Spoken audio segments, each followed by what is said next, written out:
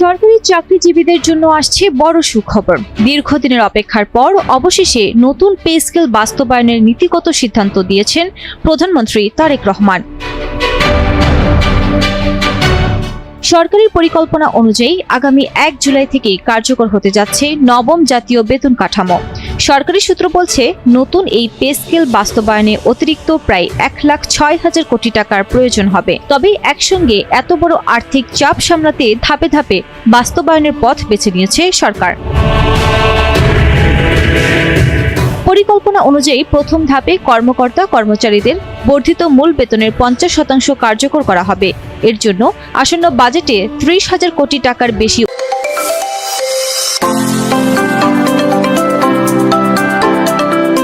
অতিরিক্ত বরাদ্দ রাখার প্রস্তুতিও নেওয়া হয়েছে। গত বুধবার ও বৃহস্পতিবার সচিবালয়ের মন্ত্রিপরিষদ বিভাগে অনুষ্ঠিত উচ্চ পর্যায়ের বৈঠকে এ সিদ্ধান্ত নেওয়া হয়। বৈঠকে অর্থমন্ত্রী আমির খসরু মাহমুদ চৌধুরী নতুন পে স্কেলের রূপরেখা, বাজেট পরিস্থিতি এবং রাজস্ব আদায়ের সার্বিক চিত্র প্রধানমন্ত্রীর সামনে তুলে ধরেন।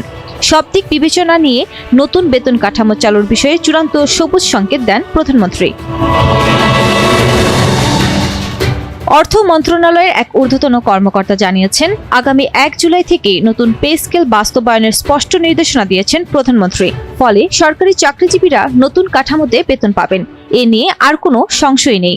আরও জানানো হয়, দ্বিতীয় ধাপে বাকি ৫০% মূল বেতন কার্যকর করা হবে, আর তৃতীয় ধাপে বিভিন্ন ভাতা ও আর্থিক সুবিধা পুরোপুরি সমন্বয় করা হবে। এদিকে বিশেষজ্ঞদের মতে, নবম পে স্কেল ৩ ধাপে বাস্তবায়নের ফলে বাজারে হঠাৎ মূল্যস্ফীতির চাপ কমবে এবং সরকারের অর্থ ব্যবস্থাপনাও সহজ হবে।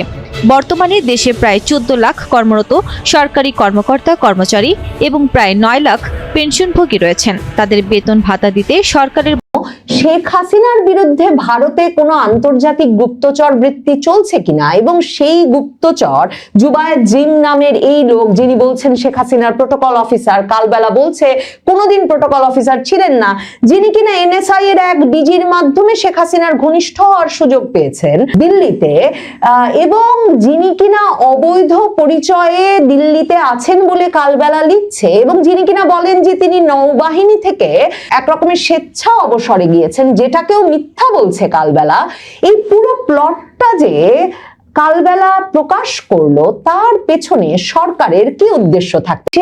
আলোচিত দৈনিক কালবেলা, যেই পত্রিকাটি ২০২৫ সালের ফেব্রুয়ারি মাস থেকে মালিকানার বদল যেসব চলছে বাংলাদেশের পত্রপত্রিকাগুলোতে, বা যে দখল বদল হচ্ছে, তার ধারাবাহিকতায় তারেক রহমানের অত্যন্ত আস্থাভাজন, বিশ্বাসভাজন, তার একান্ত ঘনিষ্ঠ এবং তার এক সময়কার সাবেক একান্ত সচিব নুরুদ্দিন আহমেদ অপুর মালিকানাধীন, যেই নুরুদ্দিন আহমেদ অপু শরীয়তপুর ৩ আসন থেকে এমপি নির্বাচিত হয়েছেন, এখন জাতীয় সংসদে হুইপের দায়িত্ব পালন করছেন, তার মালিকানাধীন দৈনিক কালবেলা এমন একটি খবর প্রকাশ করেছে যেটিকে তারা তাদের নিজেদের অনুসন্ধান হিসেবে দাবি করছে, এবং যেই খবরটিতে তারা বলছে যে সাবেক প্রধানমন্ত্রী শেখ হাসিনার বিরুদ্ধে নয়াদিল্লিতে একটা আন্তর্জাতিক গোয়েন্দাগিরি চলছে এবং সেখানে ভারত থেকে তুরস্ক এবং পাকিস্তানকে শেখ হাসিনার বিষয়ে স্পর্শকাতর তথ্য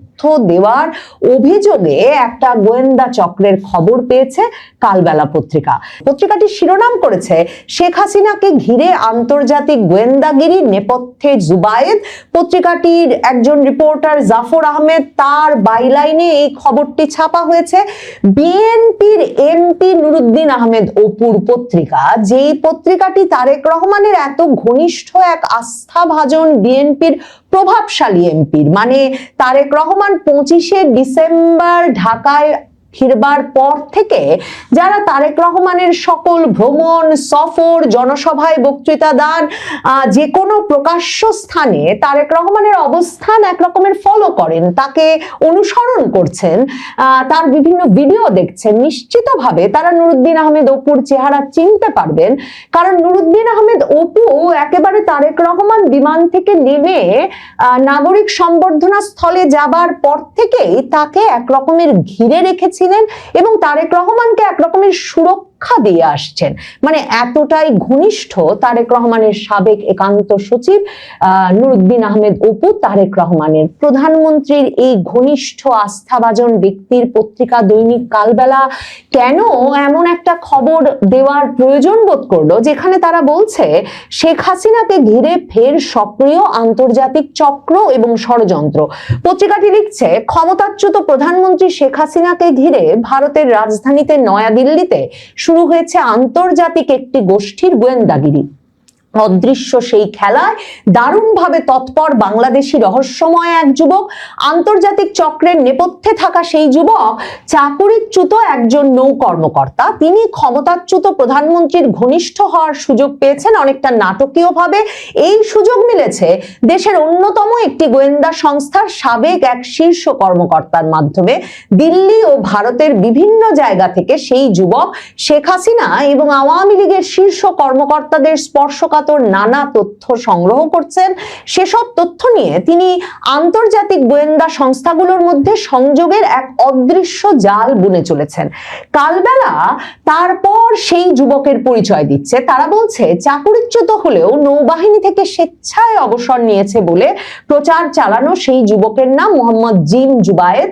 আওয়ামী লীগ ক্ষমতায় থাকাকালে যাকে নানাভাবে ব্যবহার করতেন তৎকালীন একটি গোয়েন্দা সংস্থার সাবেক মহাপরিচালক DG major general TM. Zubayer. এবং মেজর জেনারেল টি.এম. জুবায়ের আসলে কোন গোয়েন্দা সংস্থার সেটা গুগলে সার্চ দিলে সরাসরি দেখা যায় তিনি জাতীয় গোয়েন্দা সংস্থা এনএসআই এর ডিজি হিসেবে দায়িত্ব পালন করেছেন। এবং জাতীয় নিরাপত্তা গোয়েন্দা সংস্থা এনএসআই এর সাবেক মহাপরিচালক টি.এম. জুবায়েরের নাম উল্লেখ করে পত্রিকাটি লিখছে যে 2024 সালের 5ই আগস্টের পট পরিবর্তনের পর সীমান্ত পেরিয়ে বিদেশে পাড়ি জমান দুজনই, মানে এই এনএসআই এর সাবেক ডিজি মেজর জেনারেল টি.এম. জুবায়েরের পাশাপাশি মোহাম্মদ জিম জুবায়ের, যিনি কিনা এখন ওই আন্তর্জাতিক গোয়েন্দা চক্র পরিচালনা করছেন নয়াদিল্লিতে শেখ হাসিনার বিরুদ্ধে, এরা দুজনই 5ই আগস্টের পর সীমান্ত পাড়ি দিয়েছিলেন। কালবেলা বলছে যে পরে দিল্লিতে এই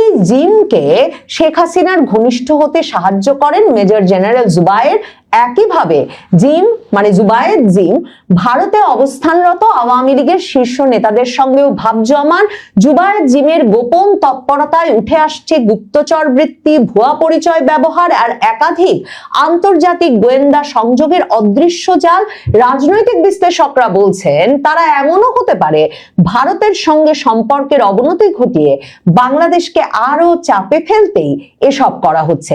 এরপর কালবেলা যে প্লটটা তুলে ধরেছে সেখানে তারা বলছে যে শেখ হাসিনার সাবেক প্রোটোকল অফিসার পরিচয়ে এখন এই জুবায়েদ জিম, যিনি কিনা শেখ হাসিনার বিরুদ্ধেই আন্তর্জাতিক গুপ্তচর বৃত্তি পরিচালনা করছেন, তিনি ভারতে অবস্থান করছেন অবৈধভাবে। কিন্তু এই ভুয়া পরিচয়ে তিনি আওয়ামী লীগ নেতাকর্মীদের সঙ্গেও সখ্য গড়ে গুপ্তচর বৃত্তি চালিয়ে যাচ্ছেন। কিন্তু তিনি কখনো শেখ হাসিনা প্রধানমন্ত্রী থাকাকালীন শেখ হাসিনার প্রোটোকল অফিসার ছিলেন না। একাধিক নির্ভরযোগ্য সূত্র কালবেলাকে এটা নিশ্চিত করেছেন বলে কালবেলা এই খবরে লিখছে। তার মানে কালবেলা একেবারে নিজস্ব অনুসন্ধানের ভিত্তিতে এই সংবাদটি ছাপাচ্ছে। ঠিক কেন শেখ হাসিনার বিরুদ্ধে ভারতে কোনো আন্তর্জাতিক গুপ্তচর বৃত্তি চলছে কিনা এবং সেই গুপ্তচর জুবায়েদ জিম নামের এই লোক, যিনি বলছেন শেখ হাসিনার প্রোটোকল অফিসার, কালবেলা বলছে কোনোদিন প্রোটোকল অফিসার ছিলেন না, যিনি কিনা এনএসআই এর এক ডিজির মাধ্যমে শেখ হাসিনার ঘনিষ্ঠ হওয়ার সুযোগ পেয়েছেন দিল্লিতে, এবং যিনি কিনা অবৈধ পরিচয়ে দিল্লিতে আছেন বলে কালবেলা লিখছে, এবং যিনি কিনা বলেন যে তিনি নৌবাহিনী থেকে একরকমের স্বেচ্ছা অবসরে গিয়েছেন, যেটাকেও মিথ্যা বলছে কালবেলা। এই পুরো প্লটটা যে কালবেলা প্রকাশ করলো তার পেছনে সরকারের কি উদ্দেশ্য থাকতে পারে? মানে প্রধানমন্ত্রী তারেক রহমানের এতটা ঘনিষ্ঠ একজন ব্যক্তির প্রকাশিত দৈনিকে যখন এই খবরটি বের হচ্ছে তখন তো এই প্রশ্ন না করে কোনো উপায় থাকে না। কারণ নুরুদ্দিন আহমেদ অপু বর্তমান জাতীয় সংসদের হুইপ এবং শরীয়তপুর 3 আসনের এমপি, তিনি কিন্তু 2019 সাল থেকে কারাবন্দী ছিলেন শেখ হাসিনার আমলে। 2018 সালে তিনি ধানের শীষ প্রতীক নিয়ে এই শরীয়তপুর 3 আসনে নির্বাচনে প্রতিদ্বন্দ্বিতা করেন এবং তারপর তাকে একটা সন্ত্রাস বিরোধী আইনের মামলায় 2019 থেকে আটক রাখা হয়। 2024 সালের নভেম্বরে এসে অবশেষে তারেক রহমানের ঘনিষ্ঠ বিএনপির এই নেতা কারাগার থেকে মুক্ত হন। আর 2025-এর ফেব্রুয়ারিতে এসেই তিনি কালবেলার মালিকানা দখলে নেন। মানে সারা বাংলাদেশ জুড়েই 2024-এর আগস্টের পর থেকে সংবাদ মাধ্যমগুলোর মালিকানা পরিবর্তনের যে ধারাবাহিকতা, তারই অংশ হিসেবে বিএনপি এই কালবেলাকে তাদের একরকমের নিয়ন্ত্রণে নিয়ে আসে। কাজেই ভাববার কোনো কারণ নাই যে পত্রিকাটি খুব স্বাধীনভাবে এইরকম একটি স্পর্শকাতর খবর প্রকাশ করে দিল। শেখ হাসিনা দিল্লিতে কতটা নিরাপদ আছেন এই নিয়ে এই পত্রিকাটির এই বিশেষ উদ্বেগের কারণ কি? কালবেলা পত্রিকার সম্পাদক সন্তোষ শর্মা আলোচিত ব্যক্তি।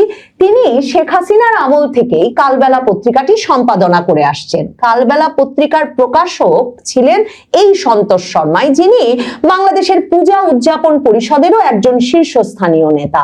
2025-এর ফেব্রুয়ারিতে যখন নুরুদ্দিন আহমেদ অপুকে কালবেলার প্রকাশনা বা মালিকানাটা দিয়ে দিতে হয়েছে সন্তোষ শর্মাকে, তিনি কিন্তু সম্পাদনার দায়িত্বটা তারপরেও ছাড়েন নাই। এখনো কালবেলার প্রিন্টার্স লাইনে স্পষ্টতই লেখা আছে যে সন্তোষ শর্মা সম্পাদক এবং নুরুদ্দিন আহমেদ অপু এই পত্রিকাটির প্রকাশক। সন্তোষ শর্মা হচ্ছেন সেই ব্যক্তি যিনি কিনা আবার জামায়াতের সমাবেশে গিয়ে উপস্থিত হয়েছিলেন 2025-এর এপ্রিল মাসে। মানে শেখ হাসিনার আমলের সম্পাদক, যিনি তার সম্পাদনার অধিকারটা এখনো দখলে রাখতে পেরেছেন, এর মধ্যে মালিকানা বিএনপিকে হস্তান্তর করেছেন, আর জামায়াতের সমাবেশে গিয়ে উপস্থিত হয়েছিলেন বাংলাদেশ পূজা উদযাপন পরিষদের সাধারণ সম্পাদক এবং কালবেলার সম্পাদক সন্তোষ শর্মা 2025 সালের এপ্রিল মাসে। তো এহেন পত্রিকায় এই যে শেখ হাসিনার বিরুদ্ধে গোয়েন্দাগিরির প্লট ফাঁস এবং তার আগে এই পত্রিকার নিজস্ব অনুসন্ধান পরিচালনা, এই খবরটি প্রকাশের আগে, সেটা ভীষণভাবে তাৎপর্যপূর্ণ বটে। পত্রিকাটি লিখছে, কালবেলা বলছে, অভিযোগ পাওয়া গেছে তুরস্কের শক্তিশালী গোয়েন্দা সংস্থা ন্যাশনাল ইন্টেলিজেন্স অর্গানাইজেশনস এনআইও, তুর্কি ভাষায় যা সংক্ষেপে এমআইটি নামে পরিচিত, এবং পাকিস্তানের আইএসআই, এদের কাছে এই জুবায়েদ জিম শেখ হাসিনা সম্পর্কে স্পর্শকাতর অবাস্তব সব তথ্য তুলে ধরছেন। একই সঙ্গে দলীয় পরিচয় ও প্রোটোকল অফিসার পরিচয় দিয়ে প্রতারণারও ভুরি ভুরি অভিযোগ উঠেছে তার বিরুদ্ধে। বিভিন্ন পর্যায়ে কথা বলে এ বিষয়ে নিশ্চিত হয়েছে কালবেলা। একাধিক নির্ভরযোগ্য সূত্র কালবেলাকে এটা নিশ্চিত করেছেন যে মূলত এই যে জুবায়েদ জিম, তিনি একজন গুপ্তচর এবং প্রতারক। ভারতে অবস্থানরত আওয়ামী লীগের বেশ কয়েকজন নেতার সঙ্গে তিনি প্রতারণা করেছেন এবং বিভিন্নভাবে ফাঁদে ফেলার চেষ্টা করেছেন। জিম বিশাল একটি আন্তর্জাতিক গোয়েন্দা জালের একটি অংশ বলে কালবেলা ধারণা করছে বলে পত্রিকাটি তার রিপোর্টে লিখেছেন। এবং রিপোর্টে পত্রিকাটি বলছে, কালবেলা বলছে, শেখ হাসিনার কাছাকাছি আছেন এমন অন্য বাংলাদেশির মাধ্যমেও জিম তথ্য সংগ্রহ করতে পারেন। সংশ্লিষ্ট সূত্র এবং কালবেলার অনুসন্ধান অনুযায়ী জুবায়েদ জিমের পাসপোর্ট নম্বরও প্রকাশ করেছে কালবেলা, এবং তারা বলছে যে পাঞ্জাব ইউনিভার্সিটিতে তিনি ফরেনসিক সায়েন্স বিভাগে পিএইচডি ডিগ্রি অর্জন করেছেন। ভারতে যাওয়ার আগে গত ডিসেম্বর মাসে শেষবারের